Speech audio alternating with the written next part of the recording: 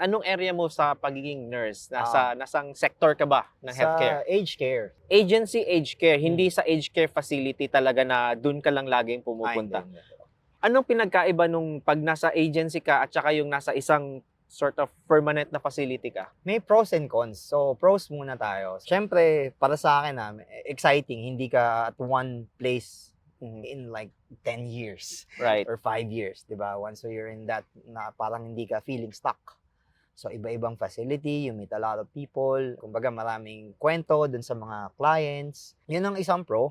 Tsaka, obviously, mas malaki yung sweldo. Mas Mhm, malaki yung sweldo. Tsaka, isa-send ka nila kung saan-saan. Marami ka matututunan. Yung cons is, bago lagi yung place na pupuntahan mo. So, yep, medyo kailangan aralin mo talaga siya kung baka mamaya magkamali ka dahil right. magkaiba ng pangalan or hindi mo masyadong kilala yung tao. So, Mm. it takes time para magamay mo kagad yun. So, minsan sinasabi nga namin na minsan